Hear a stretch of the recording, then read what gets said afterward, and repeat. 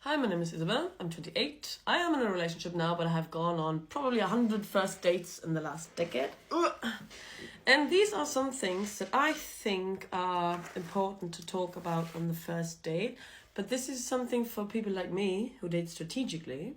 I like to date to look for somebody who is a really good fit with me, not anyone who is a good, funny, good-looking guy. No, I want somebody who's actually compatible with me, who can be a good partner, who can be a good partner in the future as well. And now that I have a kid, it's not about playing around anymore and having any sort of relationship. I can't have any relationship and just sort of calculate with the probability that it may fail because I have a kid who depends on me now. So I date very strategically, and these are things that I definitely talk about on the first date.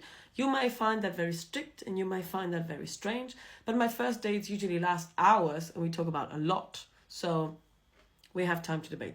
And also, if some of these fundamentals do not work out and are not compatible at all, I do not have so much free time in my life to be able to dedicate weeks and weeks dating a man that I know or that I don't know from the beginning who is actually not compatible with me. You know, it's more about if you want a very good relationship and a very good connection, you should have very high standards. But I meet those myself, so I'm not worried that they are too high. So the first and most important question that I personally ask is, do you want to have kids? Have you had kids? Will you ever have kids?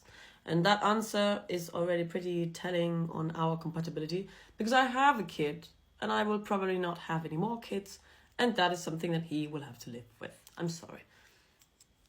Next one is politics. I am not dating a man who is not definitely left-leaning, definitely pro-abortion, definitely for certain political parties, definitely, you know, all of these things. I will not be dating somebody who's not for my human rights as a young woman. So, end of debate. Another one that I'm interested in is family relationships. Do you have a family? What's your relationship with them? Like your mom, you know, if you have kids with your ex-wife, what is she like? Ex-girlfriend, whatever, what is she like? What's the deal that you have, etc.? You know, that's the kind of stuff that I'm interested in. How many languages do you speak? Do you speak Spanish? Would you be interested in learning Spanish? I don't know. Do you speak languages that I would be interested in learning, etc., etc.? How can we communicate in the best way?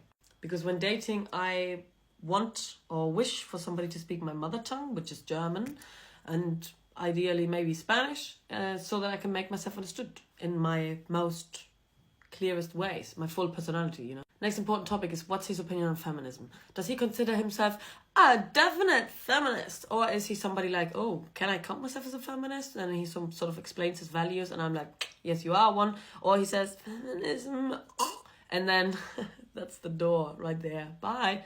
Another thing that I ask sometimes is, do you do any sports or do you move? But I actually want to know, do you respect your body enough to move it? How do you feel about your body and your health? Would you take care of your health? You know, do you do preventative measures to live longer and live better in your age? You know, that's something that I'm very interested in. Another question that I have learned that I have to ask is, are you a vegan or a vegetarian or something like that? Because I am not, and this can create lots of conflicts. Another question we sometimes ask is, how's your relationship to alcohol, smoking and drugs? If the person says, oh yeah, I take some drugs sometimes or smoke marijuana, probably not a good match for me. I really don't like that. But I sometimes smoke for fun, so he may have to like that. But I can quit. I don't know. That's not such a hard debate topic, but the drugs part is more important for me. Next one is, sometimes I like to test the waters and say, how do you feel about marriage? Do you actually want to get married? I used to ask this because I wanted to get married, definitely in the future. And now I don't anymore. At all. So yeah, now I sometimes say, oh, would you like to get married? And if he expects that, I don't know. Another question I personally have to ask is, sorry, how do you feel about scouts and volunteering jobs? How do you feel about people working in NGOs and giving away free time to, I don't know, help kids and whatever?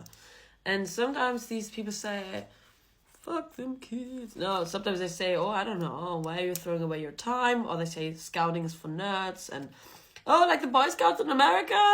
No. We are a very serious, very different organization. And I give a lot of my free time in the week towards this organization. So if you have a real issue with that, or if you really look down upon it, we probably cannot date. I need somebody who at least understands why I do it. And one question that I personally often ask is, do you like this town and do you wish to stay here? Because I have been here a very long time and I have to remain here for a very long time now that I have a kid. But I am planning on leaving this town in about 15 to 20 years or so, and leaving it probably permanently. But I don't know about that. It's more of a, I don't know. Do you feel comfortable here? Would you ever move? Would you move to Latin America with me for a couple of years? Those are questions about my life planning. But I don't, that's like, also, that can be a question for the second date. But if you are on the first date, things that should be interesting is like politics, children, feminism, and the veganism part. How do you eat? That's that's the more important life decisions that you definitely should ask on the first date. In my opinion, if you want to date strategically and have better connections, instead of going on a date, having a bit of fun, then going on a second date, having fun, then going on a third date and discovering, oh my God, he voted for a right-wing party, you know? And then you think, I have wasted so many weeks on this idiot. Could have asked him on the first date. Maybe the men lie. I don't know. Wish you luck.